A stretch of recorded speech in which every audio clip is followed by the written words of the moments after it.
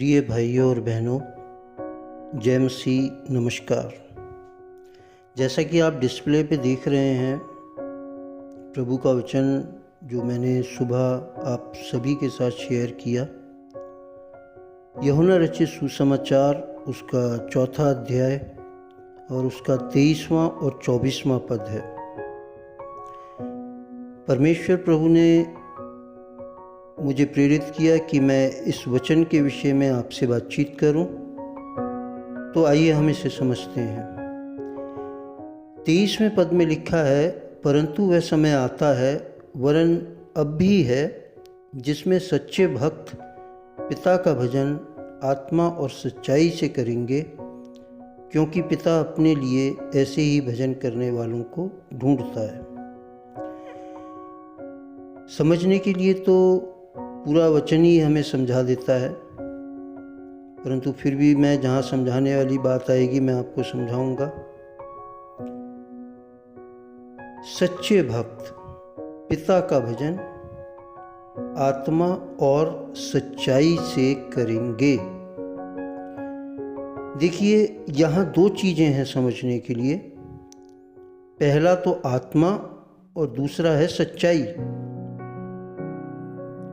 आत्मा वो है जो परमेश्वर का अंश है, जो हमारे अंदर दिया गया है, जिसके द्वारा हम जीवित प्राणी कहलाते हैं। और जिस दिन ये परमेश्वर का दिया हुआ आत्मा हमारे शरीर को छोड़कर निश्चित समय पर, ठहराए हुए समय पर परमेश्वर के पास चला जाता है, तो फिर हम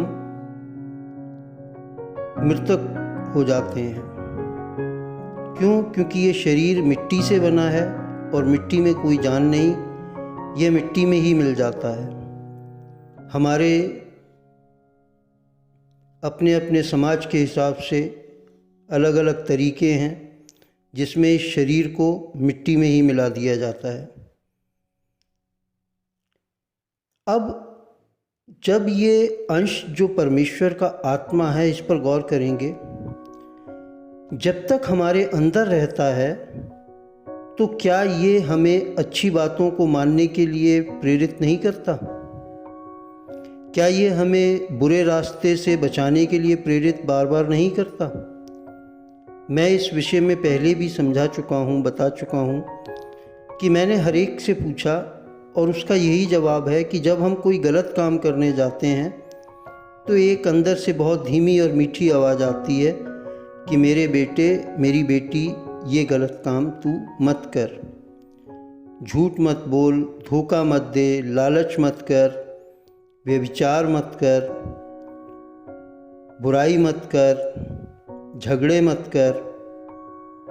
बहुत सी इस तरीके की बातें हमारे मन में, जो परमपिता परमेश्वर का आत्मा का अंश है, जो हमें जीवित प्राणी बनाता है, वो हमसे कहता रहता है, समय समय पर हमें चिताता रहता है। लेकिन हम कई बार उसकी सुनते हैं तो लाभ उठाते हैं और नहीं सुनते तो पछताते हैं। यह सत्य है। सच्चाई से करेंगे। सच्चाई क्या है? सच्चाई वो परमेश्वर का सत्य है जो हमारे मुंह से हर समय निकलना चाहता है, परंतु जो दुष्ट शैतान है वो हमारे अंदर से, हमारे मुंह से झूठ को, लड़ाई झगड़ों को, व्यभिचार को, तरह तरह की बुरी बातों को निकालना ही चाहता है।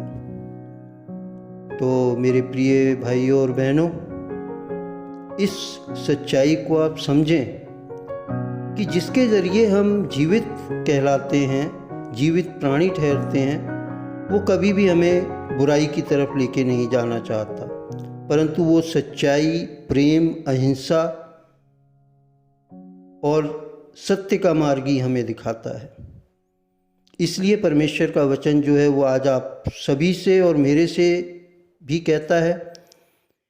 आगे 24वें पद में लिखा है, परमेश्वर आत्मा है और अवश्य है कि उसके भजन करने वाले आत्मा और सच्चाई से भजन करें।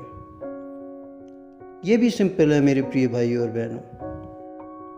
हम अगर परमेश्वर के आत्मा के द्वारा चलाए जाते हैं, जीवित प्राणी कहलाते हैं, तो हमें उसकी आत्मा के द्वारा और सच्चाई के साथ परमेश्वर का भजन करना चाहिए, परमेश्वर की उपासना करनी चाहिए।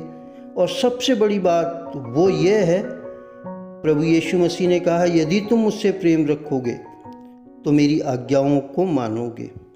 और उसकी आज्ञा यही है कि सत्य पे चलो, प्रेम एक दूसरे से करो, निस्वार्थ करो, बिना लालच के प्रेम करो। यही वो रास्ता है जिसके लिए यीशु मसीह ने कहा, मार्ग, सत्य और जीवन मैं ही हूँ। जो कोई इन पर चलेगा वो अनंत काल तक जीवित रहेगा। तो हम सभी के हाथ में है। परमेश्वर का वचन हमें बहुत सहज और सही तरीके से समझा रहा है कि हम इस बात को समझें और अपने जीवन में लागू करें। बहुत बहुत शुभकामनाओं के साथ आप सभी को, आपके परिवार को प्रभु बहुतायत से आशीष दे, ताकि आप आत्मा और सच्चाई से परमपिता परमेश्वर की सेवा कर सकें और अपने जीवन को उसके मार्ग पर चला सकें। जय मसीह की। नमस्कार।